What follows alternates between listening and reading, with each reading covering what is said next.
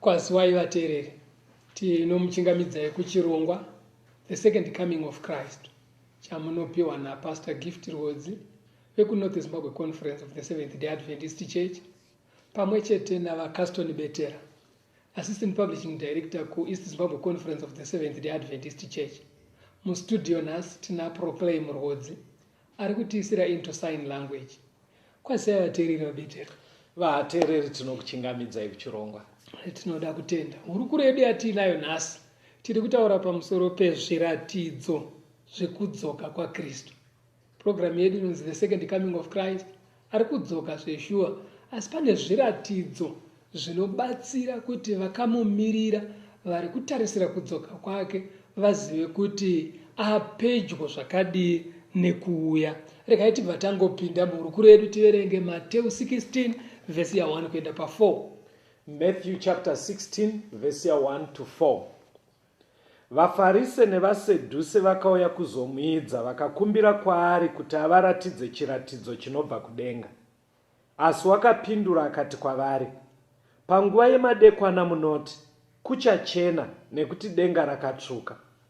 Mangwana munoti, nhasi kuchasviba nekuti denga rakatsvuka richifuduka.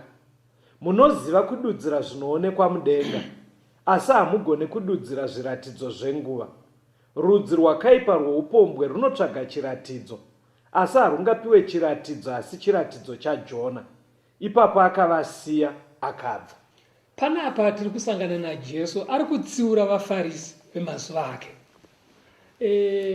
Paaivatsiura anoti vaFarisi vaigona kuti vakatarisa mudenga kuti mangwana kunonaya chete nhasi. Okay.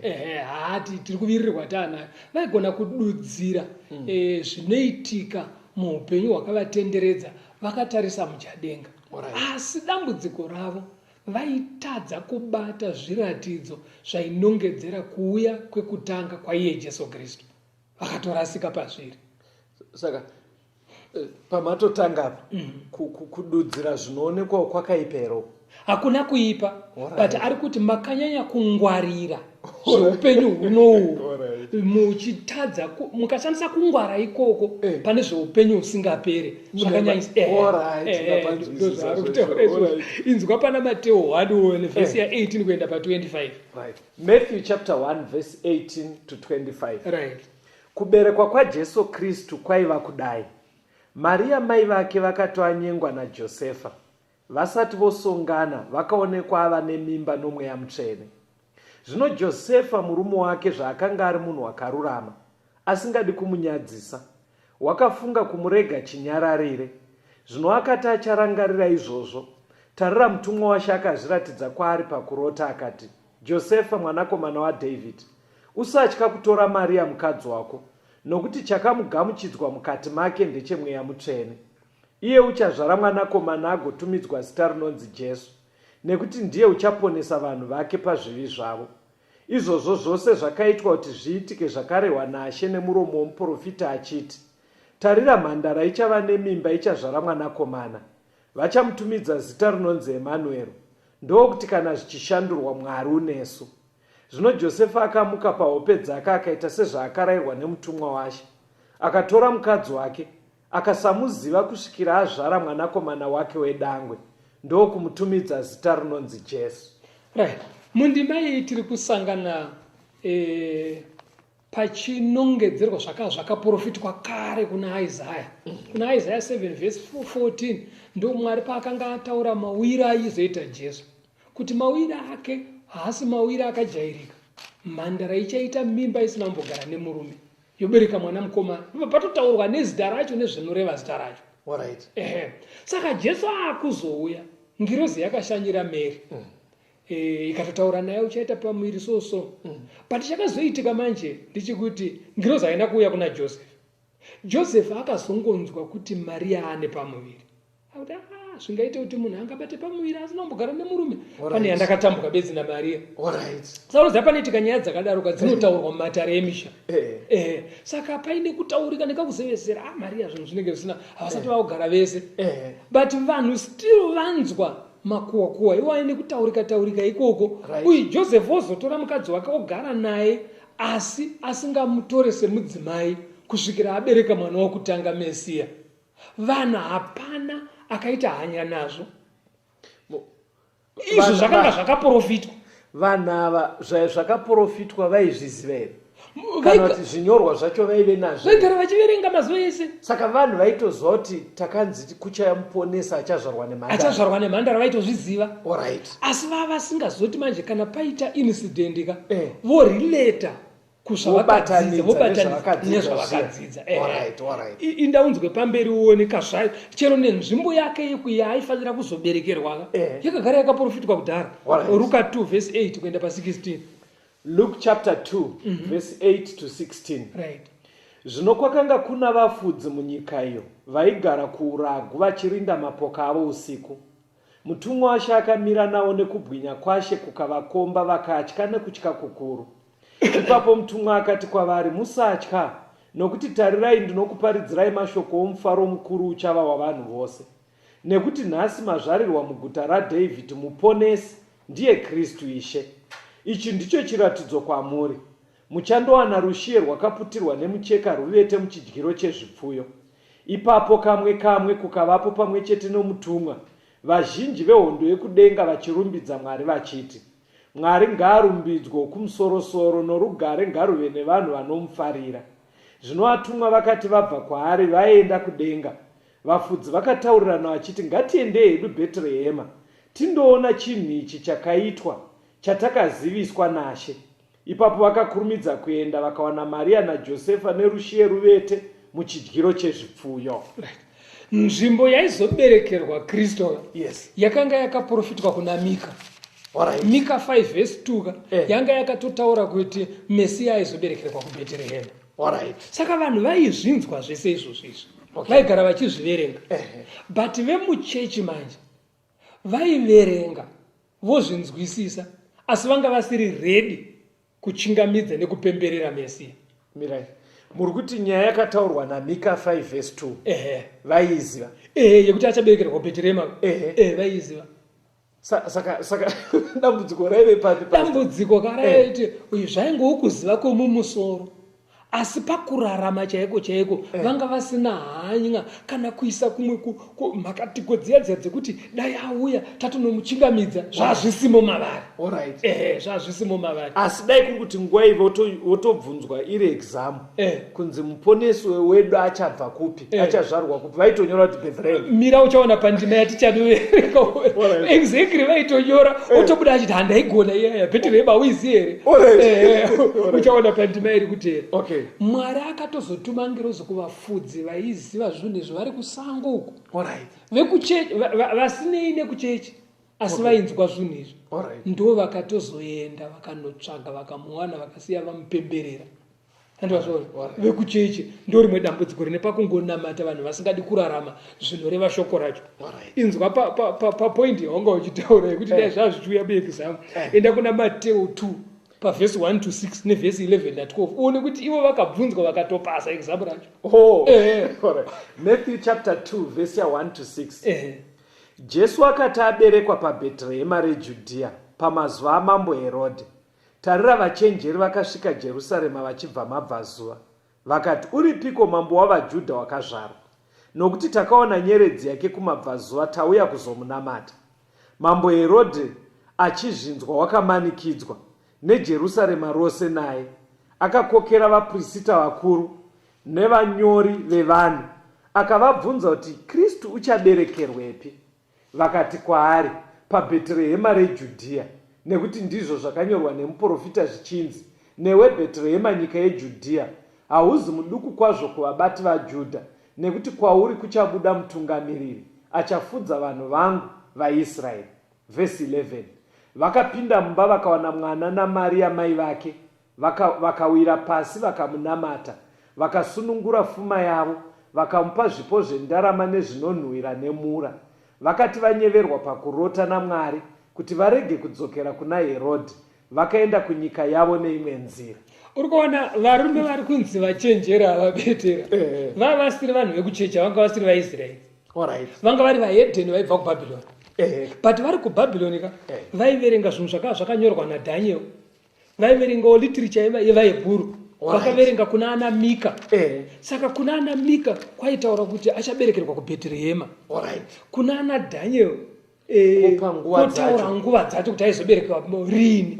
Saka vaigara vachistati madheta aya akusvika handiti mazvoona. Saka vachidaro ndosaka ngirozi yakazouya manje ichibva yavatungamiri. Pativo vakati zvaari mambo mambo Herodhi anofanira kuziva, hakungaberekwe mambo umwe mambo asingazivi.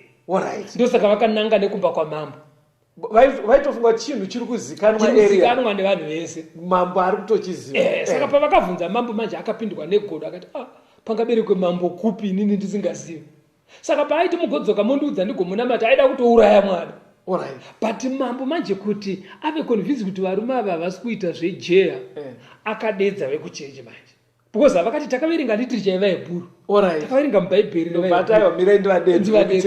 vadedzwa vekuchechi manje. Zvikanzi ndizvo here kuti kuchaberekwa mambo, anoberekerwa kupi? Ndobva vaverenga zvikanzi hanzi bhaibheri ritoti vakamuvhurira kuti vatoverenga vakatokota Mika anoberekerwa kuBheterehema. Ko time dzacho ndidzi here? Ndobva zvatopera. Vapedza kudaro kakurondedzera mambo, ndobva vadzokera kunorara. Vateereri, imimi vanoenda kumachechi, kana ariwo mararamiro atiri kuita, hatisi kuita chinhu chakanaka. Isusu kuno tiri kutaura the second coming of Christ. Hachisi chinhu chakanaka chekungoziva mavhesi anotaura kuti Jesu achadzoka, asi asiri kuraramika matiri pasina kushangazhika kwekuratidza kuti ndidzo nguva dzacho dziri kunongedzera kuti Jesu akuuya. Saka zvinogona kutodaro here pastor kuti zvaitarisirwa nevachenjeri vekumabvazuva ndofunga nyaya iri kutozikanwa.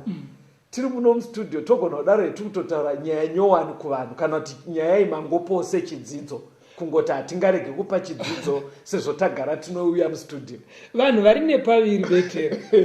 Kune vamwe vari kutoshamiswa kuti zvinhu zvaive kupizvi vachiteerera so zvatiri kutaura izvi. But kugoita vamwe kuti hazvizi zvitsva, asi chero vazvinzwaka havana hanya nazvo, hazvivatirimutse, hazvivavhundutse kuti saka todii. Handiti vazviona? Ndo zvakaitika saka vakaenda kunorara, ndobva vasiya zvakadaro. Now i-wasted knowledge kana yakadaro.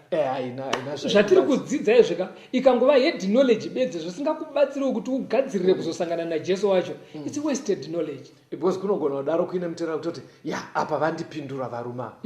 But ukapindurika Mwari aritarisira kuti uchiita something. Exactly. Hazvidi ungoti kwese yavandipindura. I-knowledge isina zvayashanda.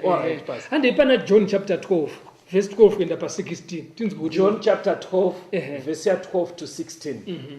Zvino ava mangwana vanhu vazhinji vakanga vauya kumutambo vakati vanzwa kuti Jesu wouya Jerusarema.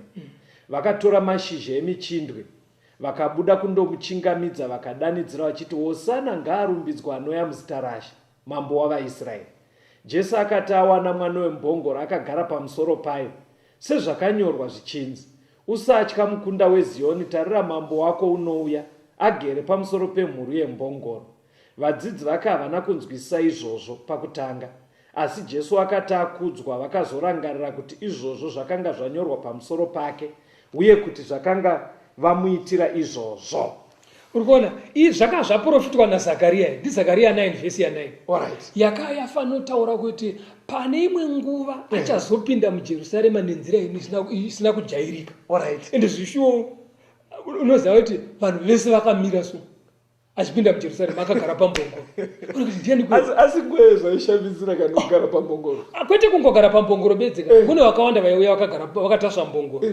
But kuti vanhu vese vabva vamira vane machira avo vachiwaridza, vanhu vachitora michinduro vachiwaridza kuti mbongoro itsike pakawarirwa. Zvakaisa zvamboitwa izvozvo. Saka vanhu vaifanira kuti vanoenda, vamwe vasingaende kuchechi kavati chimu chiri kumboitika, ndeuya muchindo paNazareti uya. Asi vekuchechi macho vafanira kuti zvawirirana naZakaria. Saka ndima kuna Zakaria kuti achapinda muJerusarema ari pambongoro vaive nayo. Akupinda ari pambongoro havana kuzvibatanidza. Vaifanira kuti vabatanidze kabatiro kemimba yake yamai vake kwaakaberekerwa kuBheterehema nekapindiro kake muJerusarema. Ubva wati murume ndiye Mesiya uyo wakomana. Saka mumatextbook avo zvaivemo ende vaitozviverenga. Asi vanga vasingazvaapla. Mirai ini ndokurumidza kuenda kumberi mufundisi. Muri kuti here mutextbook iri ratinoshandisa mumachechi bhaibheri mune zvitorimo pamwe zvatiri kugona kudaro tiri kutadza kubatanidza nenguva dzatiri kurarama. Exactly. Ndo exactly zvakataurwa naJesu. Ndo pakandanga hurukuro yedu. Kune zviri kuitika vanhu zvavasiri kuzobatanidza kuti zvine zvazvinoreva. Handiti wapabata manje. Ende unoziva kuti chero nanhasi kana nenguva dzakararama Kristu pane zvimwe zvinhu zvaive evidence dzekuti uyu haasi munhu njewe. Zvekuti zvaaitaka zvaive nesimba rekushandura hunhu hwemunhu. Kuti Mariya angosiya chifambi nekuti ataurirwa mashoko nemurume yeye. Zakeo ngoti no pane mari dzandakabira vanhu ndakunovadzorera kakapetwa runa. Zakeo akangonzi nhasi ndiri kuenda kumba kwenyu. Izvozvoka chero nanhasi unoziva kuti vhangeri ratiri kutaura iri soka kune umwe munhu anotoregera kubaso. Tonzi mukomana uyu haisiri mbavha anotoenda kuchechi atomudhikoni. Imi mototaura kuti taimbonwa naye. Kusiri kuti apera mari. Aiwa mari iripo akutoita yakatowanda kudarika yaaisimboita pamaini otosiya. Izvozvo zvofanira kuti zvitsekenyedze pfungwa kuti but chii chambodariso izvotaurwa nana Betera naRwodzi vari kustudio izvi ndo zvachinja murume uyu. Because vanhu vakawanda zvinomufundisi maybe vateereri zvinotoitika kwamuri vanoshanduka vandoziva mufundisi vazhinji anoshanduka paine zvatonetsa. Anogona kuchisiya chipfambi kana kuti paane urwere nezvakadaro. Muri kuti here iye zvino achitoriko anogona kutosiya iri nyaya yekuti atonzwa kuti Mwari haadi simba raMwari romubatsira. Exactly. Unoziva kuti pane musangano wandakaenda vhiki rakapera vamwe mbuya ndichitaura navo so nevhangeri irori vakatoti handichadi kuita n'anga. Hanzi ndakatora zvinhu zvangu kwete zviya zvekuti uya mutore munopisa vakatora ndobva vazvisa muchitswanda kwakunopisa. Murume akatarisa kuti makuita sei zvikanzi nyararai kunopisa nevhangeri irori. Handiti wazviona. Saka kune vamwe riri kuvaitisa zvinhu zvikuru. Saka zvese izvi nguva yaJesu zvaiitika zvaifanira kuti vanhu vatiri wapabata manje. Mebereka timbonzwa kambo yautaura sautaura tingorigai vateereri timbonzwa kambo tikunzwa toenda mberi nehurukure. Troublesome times are here, healiness, heart, sweet, sweet freedom we hold in now is at stake. Humbling your hearts to God, set from the chastening road, seeking the way, pilgrims, Christians away.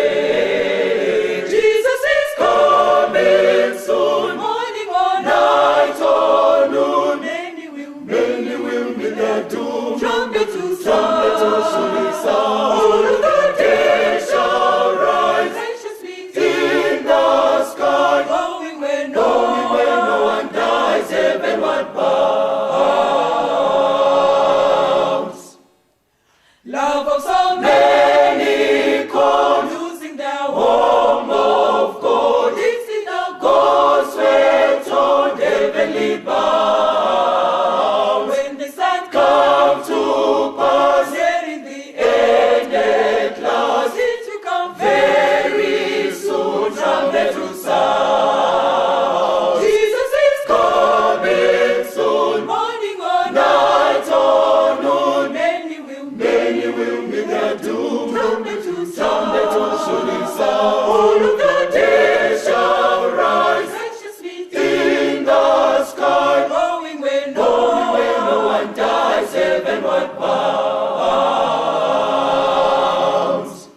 inomuchingamidzai zvakare vateereri. Tiri kuenderera mberi nehurukuro yedu zviratidzo zvekudzoka kwaKristu. Taona muchikamu chekutanga tichitsiurwawo pamwe chete nevafarisi. Tikatiregei kungongwarira pakugona kutsanangura nekududzira zvakatikomberedza, asi tisingagonewo kunodudzira zvine chekuita nekudzoka kwatenzi wedu kuzotitora kuti tiinde kumusha. Yes. Regai tibva tapinda muhurukuro yedu tiinde kuna Mateo 24 vhesi ya 3. Matthew chapter 24 verse ya 3. Right. Wakati agara pagomo remuorivhi, vadzidzi vake vakauya kwaari vari voga vakati, tiudzei kuti izvozvo zvichagova riniko, nechiratidzo chekuuya kwenyu nechekuguma kwenyika chichava chipiko? Unoziva vanhu vakuru vanoziva kuti hakuna chinhu chihombe, hakuna chinhu chikuru chinongoitika chisina kutanga chatungamidza shura pamberi. Idimikire rinoti chiko zviya. Right. Alright, tsaurai point pfungwa yatodada ndeyekuti vanhu mupfungwa dzavo vanoziva kuti pazoitika chimwe chinhu chikuru panoda zvimwe zvinhu zvinoratidza kuti unozwa mwana ndaingozvinzwa mani kuti pane chakuda kuita. Saka vadzidzi manje vakabvunza kuti imi zvichatiratidza kuti maakuda kudzoka chii? Mabhikoni atichaona anotiratidza kuti haye zvinezvi tafamba, nguva yafamba. Vadzidzi ava ndo vaibvunza Jesu. Ndo vaibvunza Jesu manje. Saka kureva kuti nhasi vateereri zvaibvunza vadzidzi ava ngauvewo mubvunzo wako. That's right. Kana tiri vadzidzi vaKristu chaivo tinofanira kuva nehanya yekungozivawo kuti imi zvamuri kuramba muchiti nyika ichaguma, Jesu achauya, chii chichanyatsoratidza kudaro? Hatifamberi vhesi ya 7 chapter 24 yaMateo. Matthew 24 verse 7. Nekuti rudzi ruchamukira rudzi, neushe huchamukira ushe, nenzara dzichavapo, nehosha, nekudengeneka kwenyika kunzvimbo zhinji. Right. Jesu akurudunura manje zviratidzo. Anoti zvimwe zvamuchaona zvichiitika zvinoratidza kuti nguva iri kutofamba. Muchaona hondo dzichiitika asi dzichidzokororeka dzadzokororekazve. Alright. Ndo pari kuti nyika ichirwisana neimwe nyika. Inyika dzakasiyana idzi. Rudzi ruchimukira rumwe rudzi. Right. Dzandudzi dziri kurwisana munyika imwe chete. Andinozvoona. Saka muchaona kuti kuramba hondo dzichidzokororeka zvimwe zvezvinhu zvinotaura kuti nguva iri kutofamba. Ende zvinezvi ukatarisaka unoona kuti nyika hombe, nyika huru dziri kugara dzakafutirana semabhuru. Mari zhinji. In other words, muri kuti pane tension. Kugara paine tension. Unokanda kachirungu kanoita zvibva zvanyatsoti pandazwa muchiti kufutirana paya ndaona kuti kune mumwe muzera wedu wekuti havazozoti mabhuru kana akafutirana chijuda kuita. Saka muri kuti nyika iye zvine izvi zhinji pari kugara paringori netension. Right. Vari kugara vakamisidzana. Unoziva ende mari zhinji iri kuiswa pakugadzira zvombo zvehondo. Iko kutori nezvimwe zvizhinji zvekuti unoziva kuti Mwari akangotisiya kwa 1 week kuti afuratira nyika inoyi kuti chiitai zvamunoita. Zvombo izvozvo tikaputitsirana tinopisana, ende zvinopisa zvine potential yekuomesa chero makungu. Ndakaona pandaiona imwe hodo yekuti inonzi ikaregedzerwa hodo iyoyo inogona unoparadza nyika yese. Hodo ndowaisa mamisa chinozomoka chichienda makuriro achaya chakaita nezvachaya chakapakata chainzi chinoenda nzendo refu zvekuti chichinorova kudai chiri 1 nyika yese inopara. Andizvazvo. Saka kwane zvomboka zvekuti vanhu vakatageta kuti alright ndatinyudzei Zimbabwe ifume isisipo inorohwa zvekuti kana matombo muna ashaya muri kuchera. Saka zvombo izvozvo zvako vanorapa vachikuisa dzimwe mari futi mukunogadzira zvombo. Saka kurati mupfungwa dzevanhu vari mumazuva ano mune hondo dzakazara. Saka Jesu paaiti kuchave muchanzwa guhu rehondo nekumukirana nekurwisana zvichazara mupfungwa dzevanhu. Saka muri kuti zvatineta kufanira kuita pakadaro kuchilinga zviri mutextbook right nezviri kuitika. Ukauchiverenga article yotaura kuti nyika yakati yakagadzira chombo chakati, chombo chacho chinogona kurova hafu yeZimbabwe ikafa in 2 minutes, wobva watoziva kuti okay, ndo zvakataurwa. Zvinhu izvi zviri kushurudzira kudzoka kwaJesu kuti kwapadhuze. Toda kutenda. Ndo zvinofanira kuita mudzidzi weshoko. Hanzi muchanzwa nzara. Unoziva kuti nzara dzinokonzerwa nei? Dzimwe dzacho dzinokonzerwa nekuti zvinhu zvakadyarwa hazvina kusvika, zvimwe zvacho kune kwazvakaibva, asi kuti zvidistributwe zvinhu hazvisi kufamba zvakanaka. Ende unoziva vanotaura statistics vanoti ivo every day mukati mepasi rese kuri kufa vanhu not less than 10,000. Aya statistics ekubva 2010 kuti 10,000 amene zvino pamwanogona kunga atokwira. Nekuda kwekushaya chikafu chete. Saka ende ukaona vanotaura vanoti ivo vana 150 million zvichikwira vari pasi pemakore 5 vane dambudziko remalnutrition. Pane vanotomboburiswa pamufananidzo unoshaya kuti wakomana mwana wechiko. Inzara iyoyo. Saka munhu kana achingovereka kuti kwakati pachibva paburitswa mwana ari kuoneka mbabvu vanongoti akomana zvinhu zvakaoma, akomana zvinhu zvakaoma. Havasi kugona kuchizviburutsa manje kuzvitora munewspaper vongosvikozviinzanisa nevhesi. But pamuri kutaura ipapo unogona kuita dzimwe pfungwa dzekuti aiwa muri kutaura henyu but nzara dzakagara dziriko because mumwe anobva ati ya1982 yaive serious ya82 because pane kakujairira kekuti vanhu vanogona kuti zvakanyorwa but this is part of history, zvagara zvingoriko kubvira kareko, panobatsirika sei? Right, iko mazano asatani ekupuruzira vanhu kuti nzara zvaingoveko panze pekuti uchiti kunyangwe zvaiveko but iye zvine izvi Jesu akati mukazoona zvaakuitika zviri kushurudzira kufamba kwenguva. Kana zvakamboitika kudharaka but kuitika kwazviri kuita iye zvine zvazviri kushurudzira. Plus icho chinhu chacho kana chakanzi chichaitika choitika hapana dambudziko. Asi dai kuri kuti vanhu tiri kutoti nzara dzacho hakuna. Ndo pataiti saka pakanyeba. Ndobva zvanzi muchanzwa nezvehosha. Hakusi kungorwara njeka.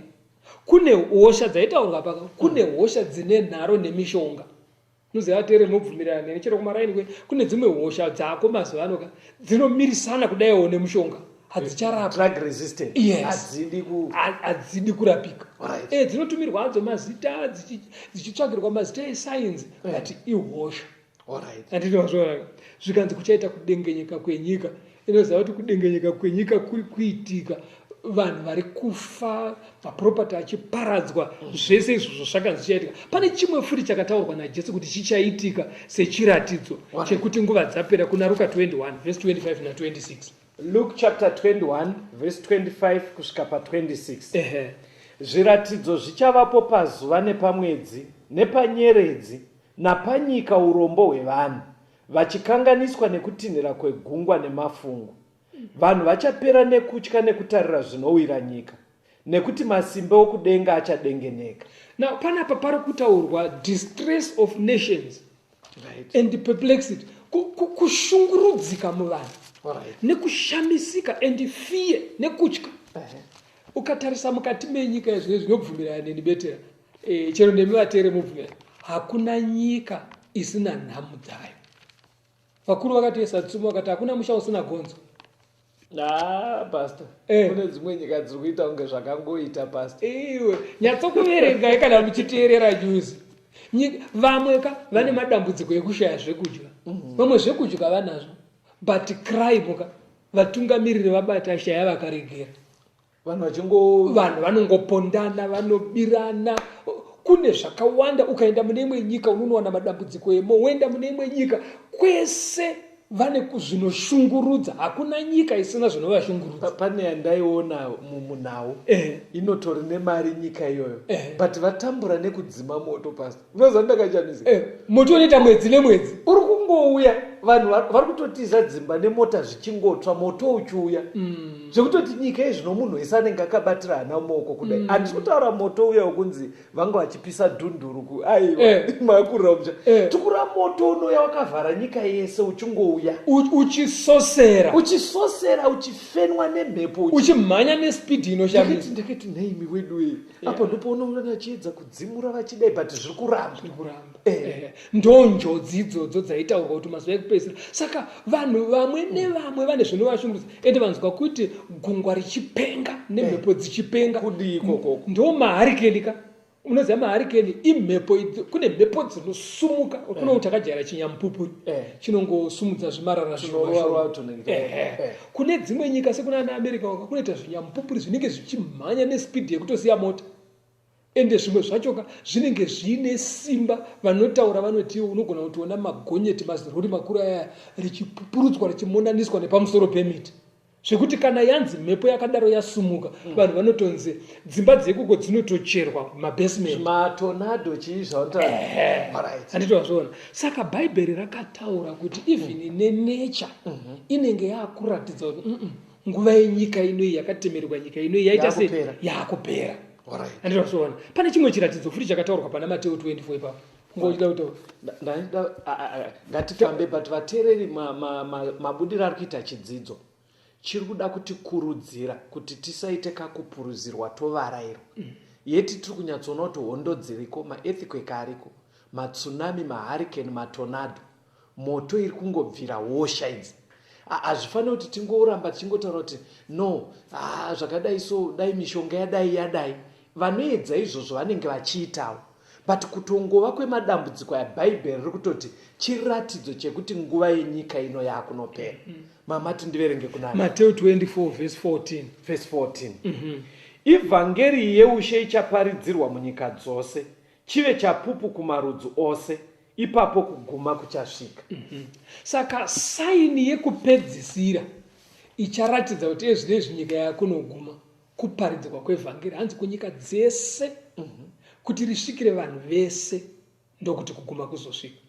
Inazvonzi Jesu haasi kuzouya ndakwarwiwa kwaita hauye ndakwaita nzara kana kuti kwaita hosha aiwa kana kuti kwaita matsunami nematornado aya.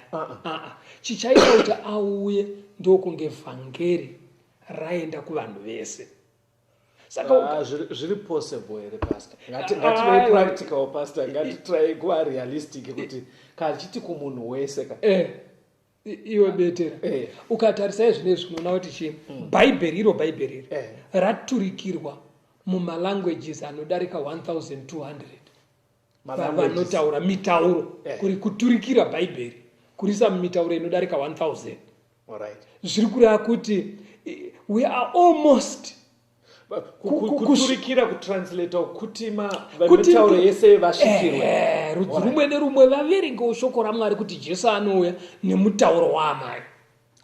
Ende ukatarisa iwo masaisaya kuti vanhu vaakugona izvandi tiri muno mustudio, asi vanhu vari kumakona enyika uko vari kutinzwa muno muZimbabwe. Vamwe vari kutinzwa vari kumombe, vamwe vachitinzwa vari kumunda, vamwe vari kutinzwa vari mubhazi, vamwe vari kutinzwa vari mukombi. Ndakanzwa mwakandichaira runhare chiti tiri kukunzwa tiri kugache kukariba kukona chaiko kwekuti unenge usingafunga kuti pangasvikike here, achitoti zvidzidzo zvese ndiri kufamba nemi ndiri kuzvinzwa. Saka iyoyoka izano raMwari. Mwari redhiyo inouya ine zvayaka vanhu vakagadzira redhiyo vanga vasingagadzirire kuparidza vhangeri, but Mwari anoshandisa osenerera neipapo muuchenjeri hwaakapa vanhu, matv, mawhatsapp nezvimwe zvakadaro, vhangeri riri kuenda. Saka iwe unogona kuti zvingaite here mukoma kuti munhu wese anzwe, but munhu anogona kunzwa chaMwari kana Mwari ada, because ndiMwari ari kutaura kuti ndichaita kuti vanhu vese vazvinzwe. Then pane chimwe futi chiratidzo, Daniel 12 verse 4. Daniel chapter 12 verse 4. Asiwe Danieri, vanza mashoko unamire bhuku nechisimbiso kusvikira nguva yekupedzisira. Vazhinji vachamhanya pose pose nezivo ichawanda. Pane zvinhu zviviri zviri kubuda muvhesi iri. Hanzi kuenda kwese kwese kana kuti kuenda mberi neshure. Kunogona kureva to and fro. Kunogona kureva kudaiwo. Patiri kudzidza bhaibheri munoona kuti tinoti tikaenda kuOld Testament toenda kuNew Testament, wavhura kuna Marakai, wavhura kuna Mika, waenda kuna Jeremiah, uchidzoka kuenda pese pese mubhaibheri, kuenda mberi neshure mubhaibheri. Vavariro ndeyekuti chokwadi chijeke kuti kune vateereri nevadzidzi. Andozviona oi zvatinoita zvekuuya tine ndima dzakawanda dzese kuti dziise nyaya pachena. Exactly, ndo zvakataurwa naIsaiah chapter 28 verse 11 kuti vachati chirevo pamusoro pechirevo, tore apo zvimwe zvichizanganiswa kuti nyaya dzacho dzibude. Zvakare kumhanya pese pese kunogona kurevawo futi mafambiro evanhu.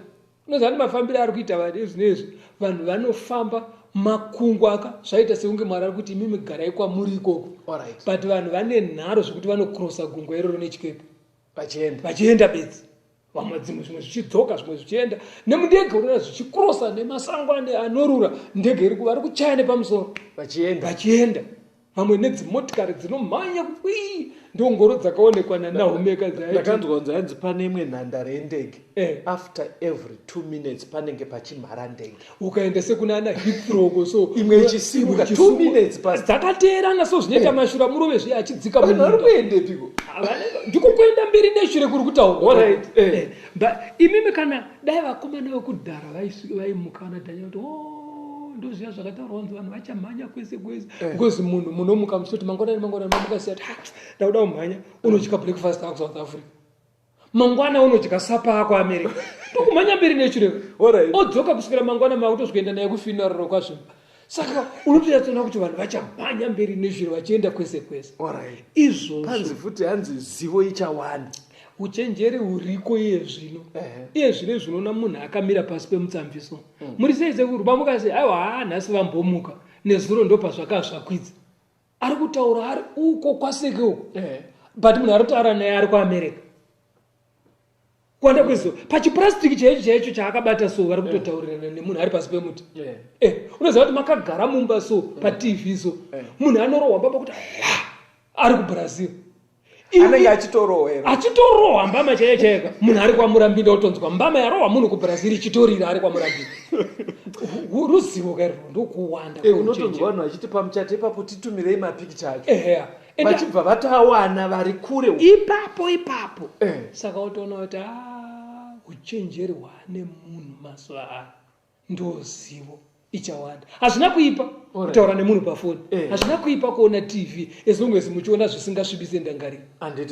But chiri kudiwa manzwisiro andiri kuita ndeyekuti patiri kuona zviratidzo zviri kutaurwa neBhaibheri kuti tigone kuchiona kuti aikazve ko zvazviri kuraramika senge kutaurwa kwazvakaita muBhaibheri. Taona kufanana kuya vateereri pakuchida munhu anoshangashika onyatsoona kuti zvokwadi nyika ino iri kuenda kunoguma. Hazvizorambi zvakadaro. Sure. Ndoregai timbonzwa kambo vateereri tigodzoka toenda mberi neurombo redu. Tenzishinudze maziso emoyo, itai ndinzwisise mtemo wenyu, kuti ndinzwisise kuda kwenyu.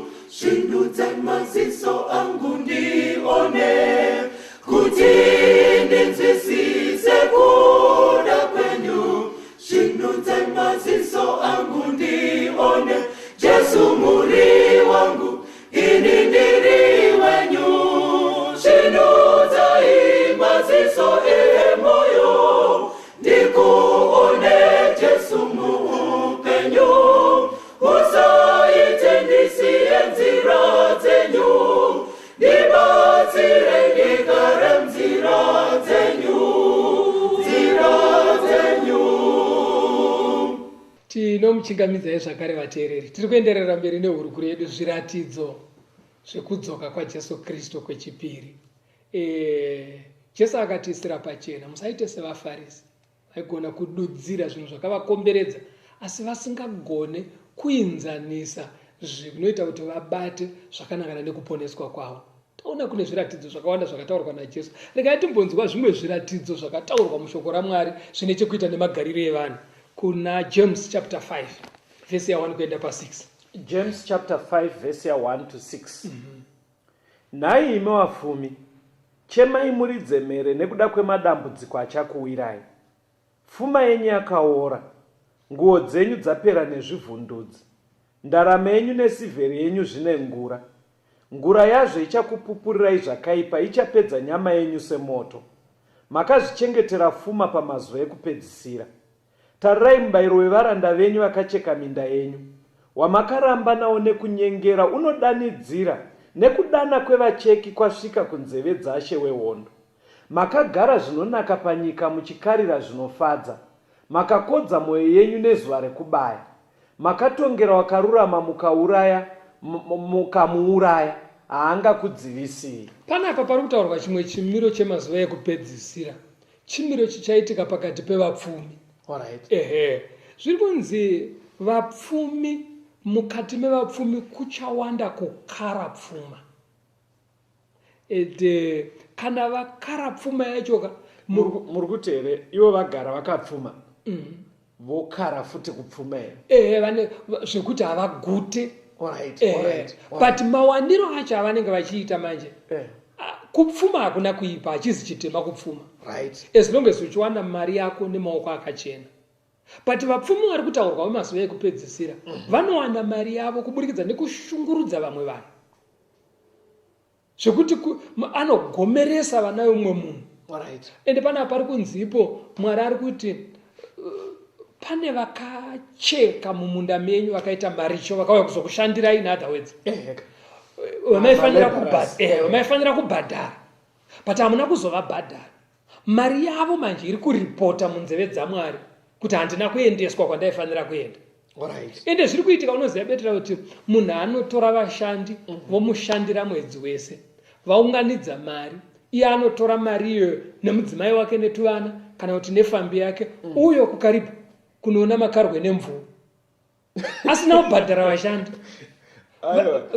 Pamwe kunenge kuine urwere hwangoita emergency, kufambira ungonoona makarwe nemvura, kutondopinda muchikepe, kurara muchiroje nemari yakashandwa neumwe munhu, mwana wake ane nzara kumba, umwe ari kudzingirwa fizi, haana kubhadharwa munhu iyeye. Iwo waenda kuVictoria Falls kungonoona mvura ichidirana ichiterebuka pabhodha nekuzambia pepe, wotodzokera kumba wadya mari yevanhu naizvo. Ipapo imbomirai vateereri, ngatiregei kudaro. Inini ndoziva kuti kunoona makarwe nemvura hakuna kuipa, but ndofunga pfungwa iri kuburitswa namufundisi, kwete about vanongoenda kumaholiday, kuti uite izvozvo nemari yaungochifanira kubhadhara vanhu. Saka hazvidi kuti iwe uri kufara, mari iri kuita kuti ufare, mumwe munhu akasuwa ari kuchema. Pangondibata ipapo, taurei mufundisi. Saka farai asi musingashungurudze vamwe vanhu. Mashandisa vanhu vanoda kubhadharwa, asi mumazuva ekupedzisira zvichawanda kushandisa vanhu mahara. Ndosaka uchiona kuti hatinde pana Timothy wechipiri chapter 3 verse 1 to 5. 2 Timothy chapter 3 verse 1 to 5. Zvino uzive chinhu ichi, kuti namazuva ekupedzisira nguva dzekutambudzika dzichasvika, nekuti vanhu vachava vanozvida, vanoda mari, vanozvirumbidza, vanozvikudza, vanotuka, vasingateerere vabereki, vasingavonge, vasati vari vatsvene, vasina rudo chairwo, vasingadi kuyanana, vanochera vamwe, vasingazvidzore, vane hasha, vasingadi zvinhu zvakanaka, vanonyengera, vasingarangarire, vanoita manyawi, vanoda zvinofadza zvenyika kupfuura Mwari, vane mufananidzo bedzi wekunamata Mwari, asi vakarasa simba rako. Ufuratire vanhu ivavavo.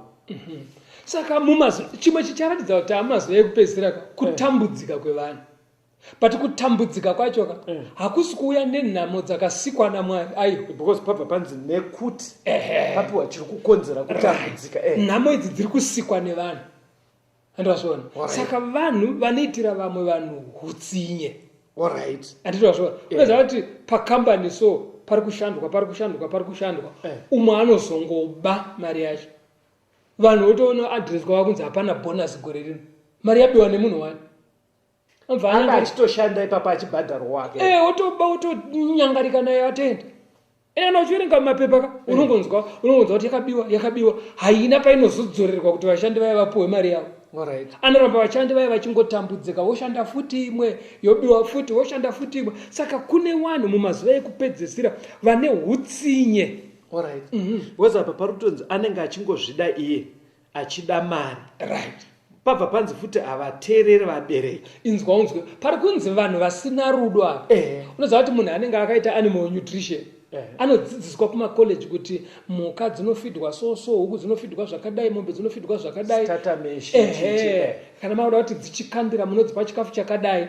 zvekuti anenge achinyatsoziva kuronga chikafu chezvipfuyo papurazi achirongera no stage yaane huku mukasadzipa chikafu kadzinonoka kukandira.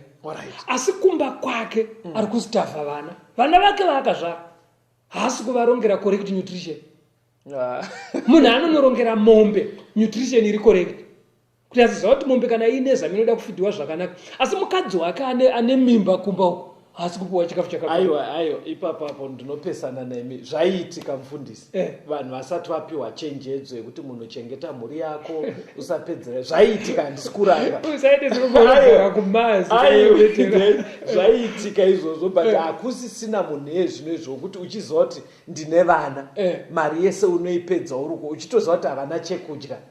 Amene vateereri tingaitira nenharo Betera muno mustudio ivimi ndimunoziva zviri kuitika mudzimba dzenyu, asi kune vanhu vakadai mukanyatsozvitsvaga kana vasi mumba menyu asi munharaunda menyu munovawana. Kune vamwe vana baba vanogona kufidha mombe kubasa kwavanoshanda nekufidha huku kubasa kwavanoshanda, asi haachengeti mhuri yake, havafidhe zviri correct. Ende mwana anonzi kutangira mudumbuka, because vanotaura vesainzi vanoti iwo mazuva 1000 emwana ekutanga kubva musi unobata mimba kusvika mwana ane 2 years ndo mazuva akanyanyisa kukoshesesa pakufidhwa kwemwana. Vamwe havana basa nemazuva iwo, anokutomukira anokoshesa zvimwe zvekuti mwana anozokura pfungwa dzake dzisina kugadzirika zvakanaka because akanyimwa chikafu kumba. Anditozvona zvekuti mwana ero zongokura radzenga kwaanoenda performance yake kuchikoro kubasa, chero akaiswa papi panhu pari critical sei haabudisi zvaanofanira kubudisa, but mukatedzera denga rino richinyatsoziva kuti dambudziko ndibaba wemwana. Anditozvona tine vanhu vakadaro.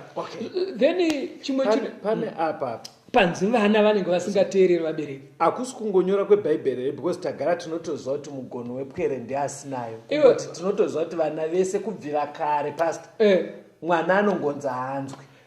But kudharaka ziya patakakura waigona kuti zvandaita izvi nhasi ndiri kubhurwa chete. Ende waitobhurwa mangwana acho yatopera. But vana vemazuva ano usina kumbomubhura, ungomutsiura chete so autonotenga mushonga wemakonzo. Hauna kumuudza kuti uri gonzo, but iye anovirirwa akutomwa mushonga wemakonzo kuti vanditsiurire. Havachadi kutsiurwa uri gonzo. Aiwa, but iye anozvitora segonzo because wamutsiura. Apa uri kutoumba ramangwana rake kuti rinake, havadi kutsiurwa vana vemazuva ano. Saka tine generation ine nharo zvasangana nekupera kwenguva. Zvimwe zvezviratidzo zvemazuva ekupedzisira zvikana zvinhu zvichiitika vanhu vanongozviona, mwana wapandika tiri kubva kunobata maoko chii, vakamuti ko wasaitire homework ungasiye muriwo uchitsva uchiti ndiri kunyora homework. Izvozvo bedzi mwana akunotenga nhikiri neratikili akutomwa. Chirongwa chinechi chikuteererwa nevana here pastor? Vanoteerera, asi tinongonamatira kuti ngavabatanidze zviri kutaurwa munomu nezvinotaura Bhaibheri. Pamataura kudai ndatoona kuti makutonyanya kuuya kunyaya dzinoitika upfuura yenyu panzi apo vane mufananidzo bedzi wekunamata. Tine vanhu vanonamata vanoenda kuchechi asi vanoba kuba kumakambani kwavanoshanda, kuba munharaunda. Tine vanhu vekuti iye achienda kuchechi but ari kupasa dzimba dzevanhu, adanana nemukadzi wokwanhingi zvabatwa, adanana neoyoyo mukadzi arambwa nemurume wake, iye achidzokera kumba sorisori kwemukadzi unodanana futi nevamwe. Vane mufananidzo chete wekunamata but unhubu hauperi. Havana rudo chaiko. Saka ndo madambudziko atiri kusangana nawo mukati. Vanhu vanenge vachingoti zvinhu zvakaoma wakomana, but ndo zviratidzo zvekupanza havadi kuyanana. Unoziva iyo nyaya yekuyanana. Kuyanana ka vanhu ndekuti kana matadzirana unozoti sorry. Vamwe amai vatonzwa vachitaura vachirayira mukadzi wechidiki, dzama mwana usasiye vana vako kuti vagobikirwa neumwe mukadzi. Ndamai vechikuriwa wofunga kuti vari kurayira murume aita musikanzwa kwakauya, murume ari kunetsa, zvonzi usabve chero wanetswa, tsungirira ugarire vana vako. Ukabva iwowo vana vanosara vonetswa nemukadzi wechipiri. Andazvonaka onzwa akutika andipakanaka ka onzwa akuti iwe baba mukuru wako ava unoona ndigere navavo, ndinovabikira, ndinovawachira, ndinovaayinira, asi pamwoyo pangu apa ndakavasaina kare, ndakavaramba kudhara kwandiri ini unongori mumvuri handiri kuona. Saka pamwoyo paamai ava hapana kuyanana. kugarira vana. Alright. Saka kune masituations akadaro kugoita zvechiwa unonzwa ndakamusaina kare akatondibuda ndakadzimba mukuru mwe wangu wakasviba kudhara. Ukaona zvakunetsa kungosvipa semate wosiyana nazvo iwewe. Hapana kuyanana pakadaro. Kugoita mukomana muningi nabuda ndibudewo. Vekuti chero parufu chaipo avaonani. Vanhu vemazuva ekupedzisira. Mumwe anosvika mwapo parufu. Havadi kuyanana. Ndo vanhu vatinavo. Vekuti kana atadzirwa, ende ukazonzwa chakatadzwa chachoka, unofunga kuti akaitirwa chinhu chiwombe-wombe. Saka ndo madambudziko atiri kurarama nawo mumazuva. Saka pastor muri kuti nematereri manzwisira ndiri kuita pastor matanga matiratidza zvinhu zviri kuitika pahondo, kudengeneka kwenyika, manzara, mafloods. Ndobva matiudza zviri kuitika mutechnological world, kuwanda kwezivo nekadaro. Ndobva makutiudza zviri kuitika mukugarisana, masocial science ari kunongedzera kuti zvinhu izvedwe nguva dzapera. Ndobva mazopedzisira muchiti asi chichanyatsoita kuti igume mati kufamba kwevhangeri kuenda kuvanhu wese. Jesu haana kuti vese vachatendeukayo, asi vachanzwa. Amai mukadaro manje munoita kuti vamwe vateereri veduka vapota vachiti vakangonzwa kambo keduka yakaakurira obva atiza. Kana muri kuti Mwari ada kungomirira kuti munhu wese anzweka. Saka munhu anogona kuita pfungwa dzoti mira ndimbombira kunzwa zvinhu izvi. But izvozvo hazvichinje mukana wawapiwa naMwari wauri kuwesta. Wauri kuwesta. Saka pakadai apa ndoda kuti muzopa vateereri vedu nhamba. Asi ndiri kutya kuti togona kudaro tiri kurarama zvaiita vaFarisi. Kuti zvese zvakataurwa tiri kutozviona. But hazvina zvazviri kureva kwatiri, ingori theory. Handizoti mungataure sei navateereri vedu. Ipapo vateereri namatai hazvinei kuti wati watanga kuenda kuchechi here kana kuti hausati. Ukanambata uripo kuti Mwari ka zvinhu zvitai zvirevewo chimwe chinhu muupenyu hwangu. Itaiwo kuti kutirimuka kwamunotsvaka pavanhu kuwanikwe muupenyu hwangu. Mwari ndipei simba, musandipei simba rekungounganidza pfuma chete. Ndipeiwo simba rekushingairira chero kuponeswa kwangu. Mwari vanonzwisisa kuti unenge uchirevei. Ende uyewo pane zvotaura mufundisi. Hapana chakamboipa vateereri tikaitawo pfungwa dzaive nevadzidzi vaJesu dzekuti vaudzwa nyaya yakadai vakazomuona parutivi vakati, nhai Rabhi, nyatsotiudzai nyaya iyi. Kana paine imwe nyaya yakatokosha vateereri kumasangano kwamunoenda nekunharaunda kwamuri, shingairirai kuti muzive nguva dzino dzekupedzisira dzatiri kurarama. Muno mustudio ticharamba tichingotaura the second coming of Christ, the second coming of Christ. Shungu ndedzei? Shungu ndedzekuti tizvione kuti tiri kurarama mazuva ekupedzisira, Jesu apadyo nekuuya. Tinotenda.